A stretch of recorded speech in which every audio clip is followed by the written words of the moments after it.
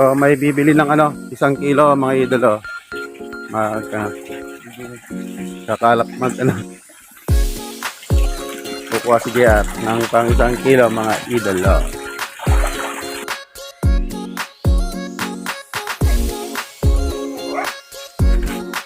May idolo, may bumili ng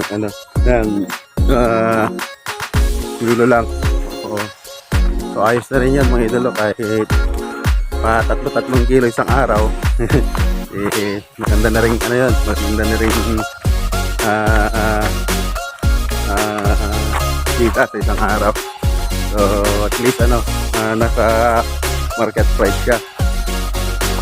So kasi konti pa lang naman, hindi pa naman tayo bulk kumbaga. So ito mga idolo, magsasizing ako ngayon kasi talagang napakalaga ng sizing mga idolo. Hindi ako magsasizing, mag-uubusan yung mga hito. So hindi ko nagagawa talaga noon.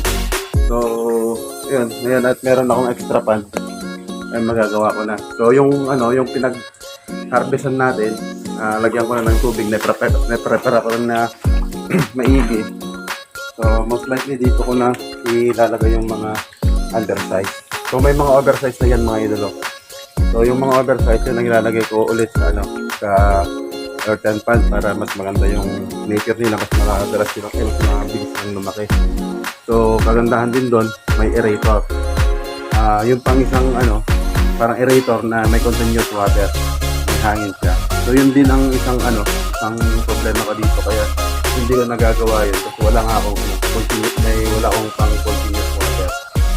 So ayun, doon meron. So, dito talaga kung may available lang na pangpatubig, ako lang nagagawang magpalit ng madalian pa minsan.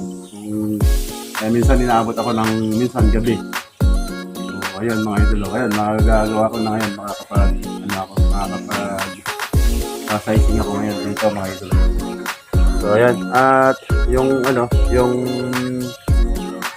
azola, hindi pa dito sa kabila mga idolo.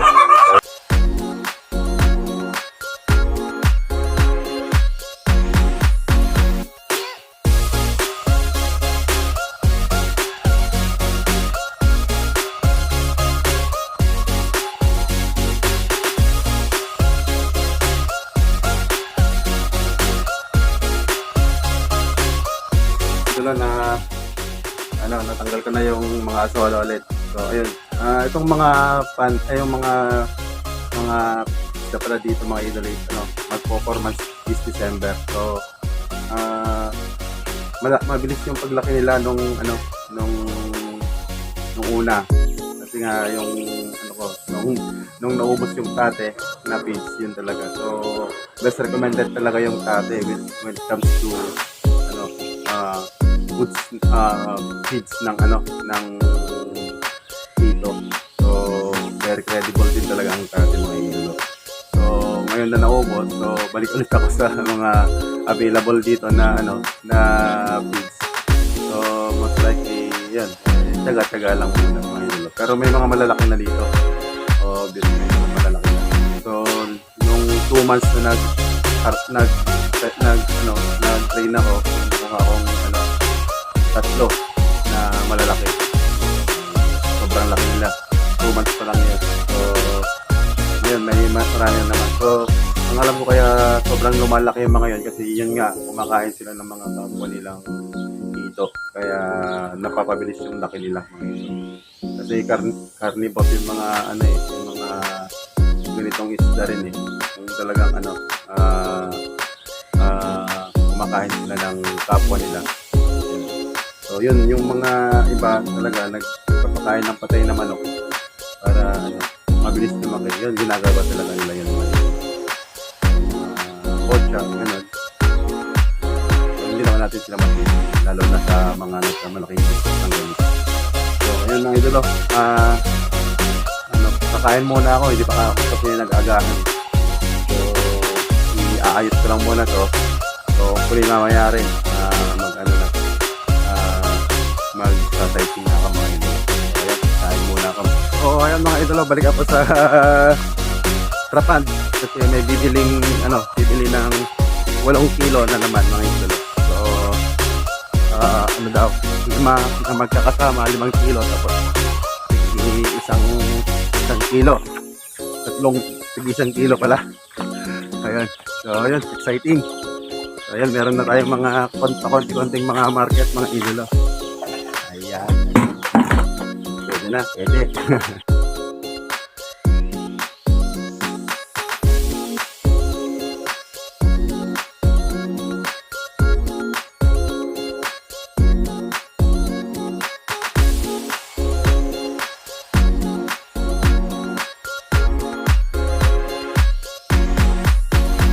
So, ito na mga idolo. Bale, 12 yung ikikilo natin ngayon. So, yung 5 kilo ay magkakasama. Tapos, 7 na tig-1 kilo mga idolo. So, ayos to mga idolo. Ayun na, di ba? May isang kakaibang malaki mga idolo ito. Tingnan nga natin kung ilang kilo nito. Magkano inabot nito. Itong pinakamalaki mga idolo. Ito yung pinakamalaki. Tingnan natin.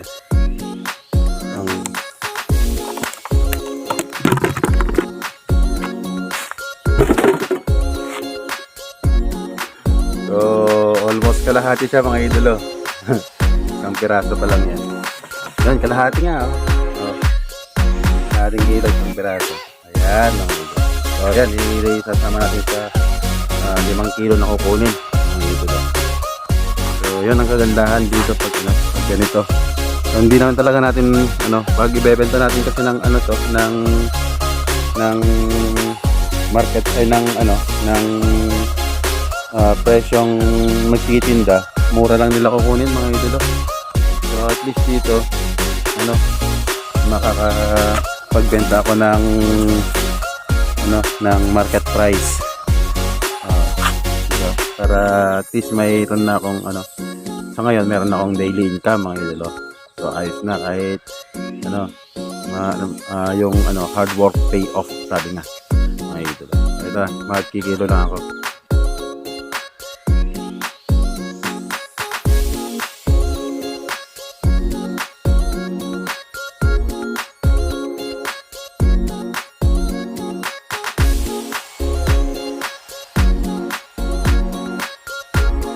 Ayan mga idolo, so, 5 kilo yan, sobra, konti. So ayan mga idolo, okay na siguro yan. At nag-uumpisa pa lang naman. Very good na yan, mga sobra lang ng konti.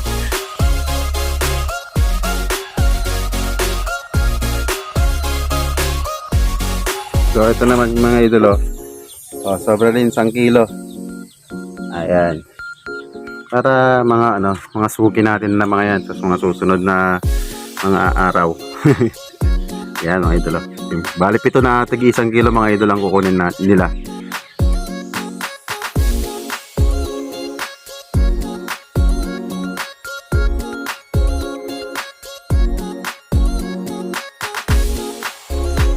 Kulang pa ng mga idolo, mga 4 pa na kilo. Kukuha pa ako dun sa earth pan, ay sa trapal pan.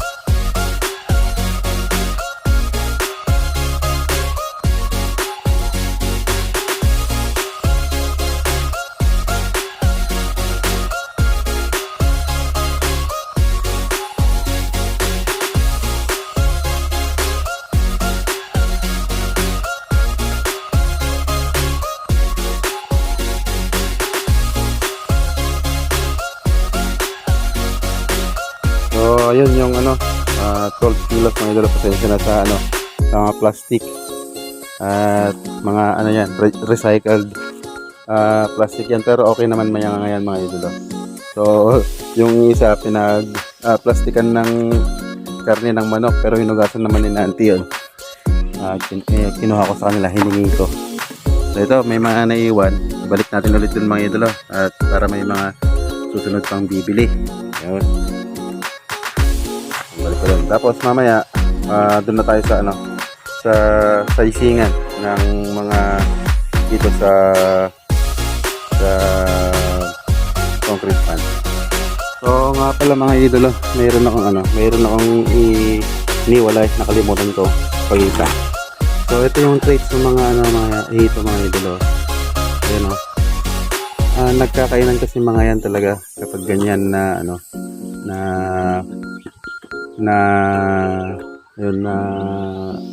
nasa isang pond sila. So very territorial talaga kasi sila.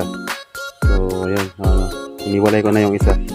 Talagang kinakain nila, inuumpisan nila sa buntot hanggang sa So ayun, kaya napakahalaga ng sizing mga idolo. So ito mga idolo, malalaki na sila pero pag ganyan na pinagtutulungan na sila, yan, kapag nasugatan na yung isang hito, pag may may nasugatan na nila, pinagtutulong-tulungan na nila yan hanggang sa mamatay. Ayan, hindi ko na sinama doon. Yun ang kahalagahan ng sizing mga idolo. Kaya minsan tataka ka, wala kang konti lang yung naani mo, yun pala, inuubos nila yung mga kasama nila. So what more kapag may isang malaki, tapos maliliit yung kasama nila, yung kaya nilang isubo mga idolo, yung kayang isubo ng mga ng bungangan nila, kinakain nila yun. Talagang hindi nila sinasanto, talagang kinakain nila yun. Yun mga idolo, mag-share ko lang. So ito yung asola ko. So reinforcement ko to mga idolo, kung sakaling mawala na naman dun sa sa concrete pad. Ayan. Kain muna ako mga idolo, kaya gutom na rin ako. Tapos magsasizing pa ako mamaya. Ayan, see you there. So kaya na nga mga idolo, nandito na tayo sa may pant ulit. Yan late na ako, alas 9 na. So sana hindi mahirapan sa mga isda. Dami ka bang daming na sideline na ginawa. So ito, malalim pa tong tubig. Pero umpisahan ko na rin yung paglalagay dyan sa kabila. So bali itong screen hindi ko na naitayo kasi wala akong makakasama kanina. Pag nawala na yung tubig, itatayo ko na lang, iangat ko na lang dyan. So mamaya lang siguro, at medyo matagal yung tagal ng pagbaba ng tubig. So mas madami yung time lapse ngayon mga idol, at naparami yung naparami yung video na natin, and then baka magsawa na kayo sa ganito. Pero yan nga mga idol. So hindi naman pare-parehas yung mga naiko-condemn natin. Like, sa mga gustong matuto, may mga tututunan pa kayo. So ayan, salit lang, mamaya lang.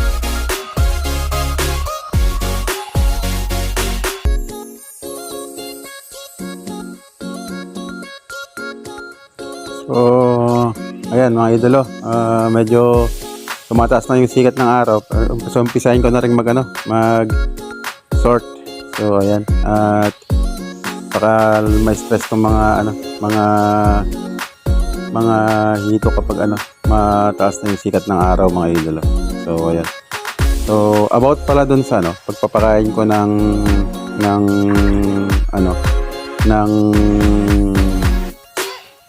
tinapay, may shinare sa akin si Auntie Lisa Ebalye ng Canada. So eto siya mga idolo. So ayan yung shinare ni Auntie Lisa. So ayan, magpapaano na ako, umpisahan ko lang mag-sort para hindi sila masyadong may stress, lalo na't mainit na mamaya, baka mga matay lang sila. So eto na mga idolo, let's vote in.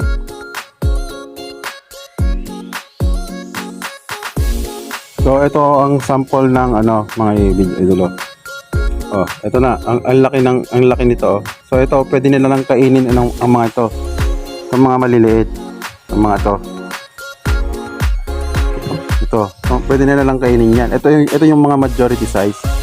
Kasi pa lang to, 2 months pa lang. 2 months old pa lang tong mga dito. Ito yung mga majority size. So ito kapag nahalo to, pag kumasya na sa ano, sa bibig nila yung ano, yung mga ano mas maliliit, kinakain na nila yan mga idolo. So gaya ng mga nasabi ko sa mga previous vlog, kapag ano, kapag kasya na sa bibig ng hito yung isang ano, isang prey, kinakain na nila. So yan yung mga nagiging fast shooter, yung mga malalaki na.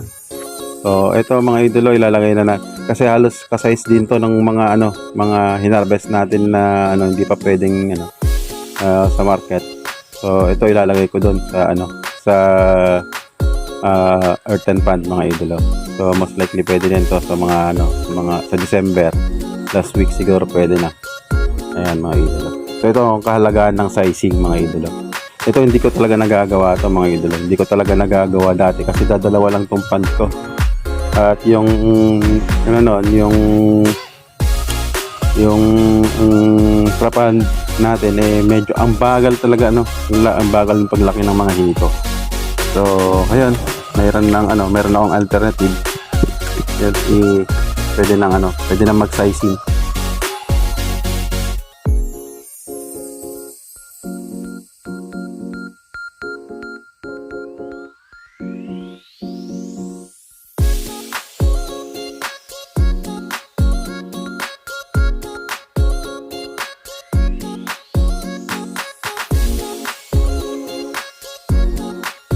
So ito mga idolo, may nakuha na naman ako. Sobrang laki. So imagine nyo ito mga idolo. Ang laki niya.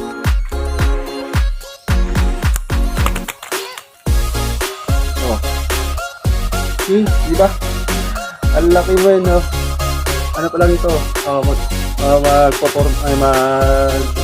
Mag-freelance pa lang ito. Ang laki na. Ito yung problema kapag hindi ka nagsasizing. Ubos yung malalaki mga idolo. Sigurado yan. Kaya napakalaga ng pagsasizing.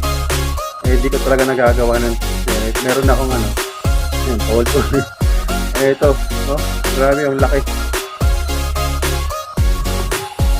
So ayan mga idolo. Kaya higing mag-sizing ka kapag ganito. Kailangan talaga ng extra pan.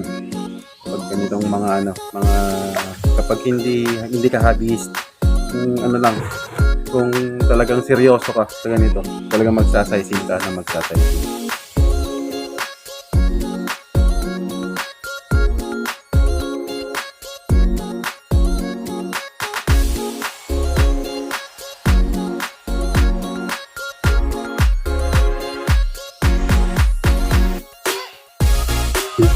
Tatapusin ka na lang ito. Medyo mainit pa talaga eh. Kailangan ng tapos nasira pa to. Ay, nasira na siya. Tumuko agad. Tumuko na yung madaling tong net catcher. So ayan mga idolo, mamaya ulit. So ayan na nga mga idolo eh. Tapos na. Ilalagay ko ulit ito sa earthen pan. Kasi halos nakasal ko sila nito eh. Yung mga dito.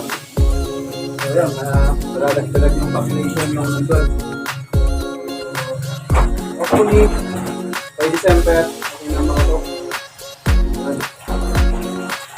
Kung hindi ko tinanggal ito, mga idolo, uubusin na lang yung mga kasama nila na so, ganun yung nangyayari. Kaya, yung mga process ko,